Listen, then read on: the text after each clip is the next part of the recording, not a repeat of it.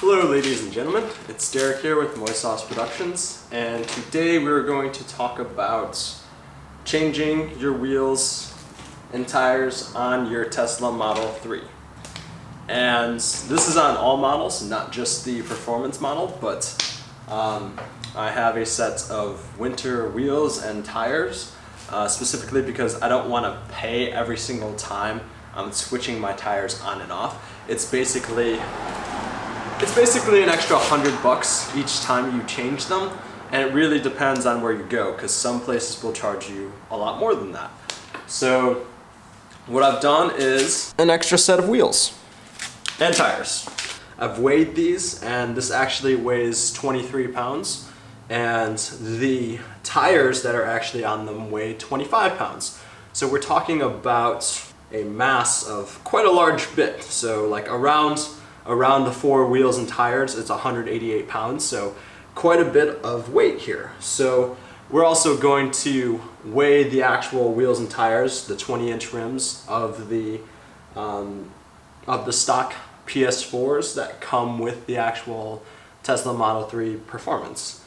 And also one thing that's really cool is that you can purchase these TPMS sensors, and they are specifically, they are detected by a frequency.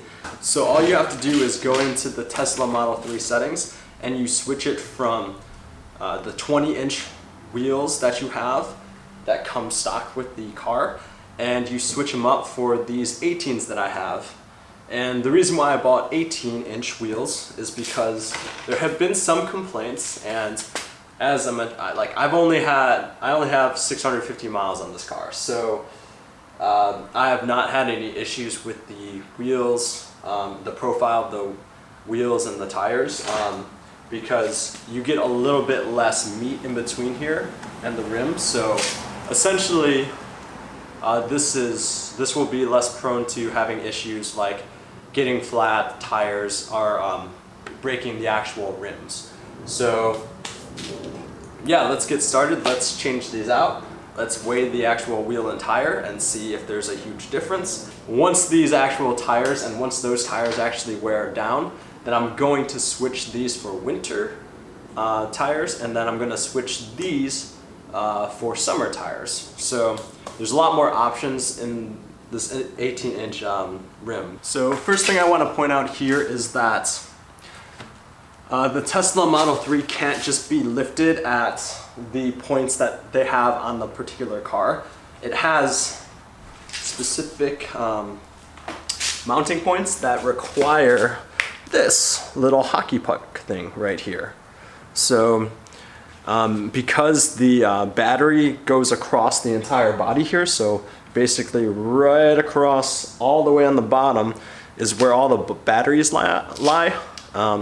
This needs to go in the exact points, so there's a little hole, and this hockey puck deal has to go right into it. We have the hockey puck on this jack, so we're going to go underneath here and have a look. Make sure we tighten this puppy up. Additionally, these wheels come with like a little, what is it, like a hubcap kind of deal, where it covers the lug nuts, so you'll have to take that out, and it's held in with a little pin, so you might have to just you know, fidget it out a bit. There we go. So basically what you want to do is you want to put your finger in as close as you can. It's held in by this little pin, so yeah, it's a little bit finicky, but it's pretty simple. And then you have access to the lug nuts. These are open-faced. These particular wheels come with some closed ones, so it won't look this dumb. Additionally, these are 21-inch size sockets, so make sure you have that too. And I'm using my torque wrench, and I torque it up to like 250 pound-foot, so I won't have any issues getting these puppies off. And I use a little extension so that I'm not like scraping the paint. Alright. First step is done. Now let's lift the car up. Now you just want to lift it up just enough so that the tire is off. You don't really need to lift it any higher than that. So have a look.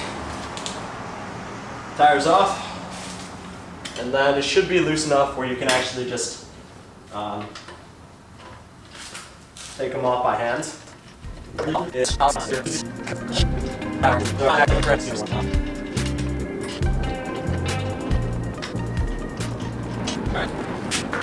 Alright, so now we're going to weigh these puppies and see what difference we have in the actual weight of these. These particular tires are radials. So if you buy new tires that are radials, make sure you're putting them on the right side, and make sure that your car, or that the people that actually install or mount your tires, mount them properly, because you can't have 4 radials going in the wrong direction. Alright, let's hand tighten these back on. Now again, it doesn't really matter what order you put these on, as long as you're not torquing them down this way. Torquing them down is supposed to be in the star pattern.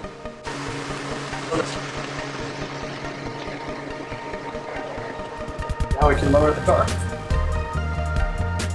So one of the issues, if you can see here, is that this hockey puck thing gets stuck in there. So sometimes, the first time I had to really wiggle it out to get it out, but now it's loosened up a bit, so yeah, just be aware of that. Some people might complain about the wheel gap here, but when you're worried about expenses and wheels and tires, I don't really care, so you can be the judge if you like this look or not. And also, let me know what you think about these rims.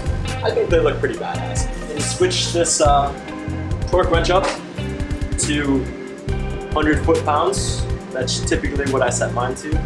Dealerships will likely use their guns, their air guns, or their air impact wrenches, which will do it a lot quicker, but typically they over-tighten them. At least that's been my experience with Ford dealerships. Alright, so that's what it looks like.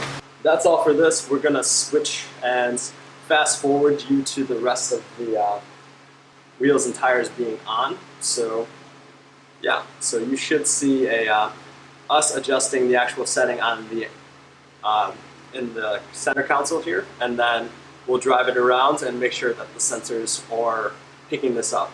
Additionally, I'll link the specific wheels, tires, and the TPMS sensors in the link in the description. Alright, so I've been driving for a couple miles and it finally sensed my tires, or my TPMS sensors, so this is good. The $99 Amazon TPMS sensors work. Car's a little bit angry right now, but yeah, we'll reset it and then it should all be good.